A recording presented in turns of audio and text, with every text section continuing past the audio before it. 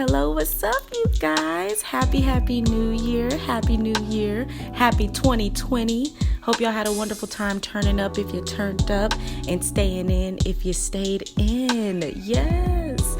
I had been just a little bit under the weather, but now I'm back and I'm better. Here to give you another video on your spiritual journey. So welcome to my channel, Spiritual Gems, where we drop gems and spiritual insight to help you flourish on your journey. You already know it's your girl Elle LYTE here, and today I have another topic for you. Now this topic is about your spiritual journey starter kit.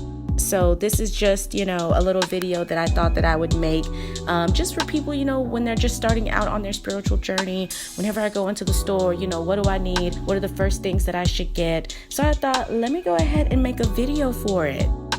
Whenever I first started my spiritual journey, seriously, like I told y'all in the last videos, I was a little overwhelmed. There were so many gems to learn from, so many crystals, herbs, oils, powders, incense, regular incense. I wanted to know everything that I could. Now, obviously, I knew that I wouldn't know everything, but I still wanted a basic framework to go off of, kind of like a starting point. So I thought, let me go ahead and make a video with this information for them, and hopefully it'll help someone starting their journey. So the first item that I want to talk about is sacred white sage. Now, white sage is a sacred herb, and it dates back centuries to the Native Americans that first inhabited our land. During their time, it was used in sacred ceremonies to cleanse negative and evil spirits. Today, we call this smudging. Sage smoke clears out the negative, low vibrational energy and unwanted spirits that have attached to you. Now, don't be scared. We all have things that can potentially attach to us. The key is to surround yourself with positive energies so negative energies are not as attracted to attach to you. But of course, we all have our dark sides, and we also have people that we encounter and spend time with. We don't know what energy someone is carrying around or what internal battles that they are facing, which is why smudging is an efficient way to get rid of those energies that do not serve or belong to you. So moving right along to number 2, I don't want this to be a super long video. I don't want y'all to feel overwhelmed. So yes, moving right along to number 2. Let's go ahead and throw this one right in the bag with the sage, Palo Santos. So Palo Santo is a tree that grows predominantly in South America. It usually comes in the form of wooden sticks or wooden blocks, and it has a nice fresh woody scent. I don't really know how to really describe it, but for real, it really does smell good. So Palo Santos, the way that I explain it, Palo Santos brings in warm, positive, joyful energies. I tell people that after you smudge your spaces with sage, use Palo Santos to bring that love back in. Sage gets rid, Palo Santos brings in. Besides, it has a wonderful smell, a beautiful smell, and it really does fill your space with positivity, growth, abundance, and literal sweetness.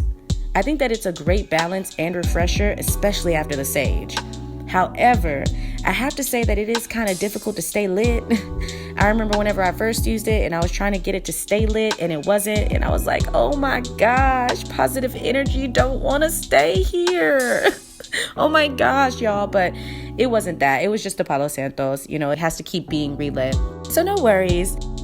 Moving right along, the third item that I would suggest would be a white candle, especially if you're thinking about setting up an altar. The color white represents purity, divine consciousness, higher thinking, truth, and ascension. So when you are lighting it, it's like a physical metaphor of you tapping into that higher energy.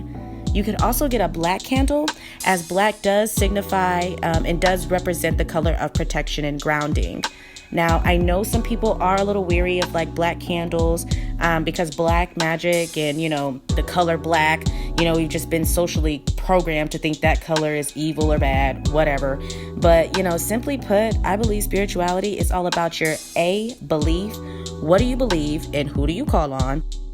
B, intention. What is your specific instructions or what is your plan? And C, your call to action. What steps are you taking daily to achieve this? I say this because literally anything could be used to bring harm or do evil. You can use a rope in a friendly tug-of-war match, or you can use a rope to lynch someone. You know, there are light and dark sides to all matter. So just keep that in mind whenever you feel fearful.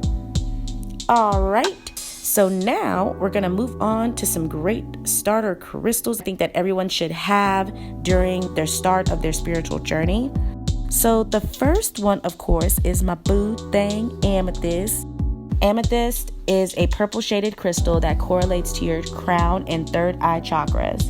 It helps with the illusions in life that could potentially be blocking you, and it also brings you increased intuition and helping you trust your intuition.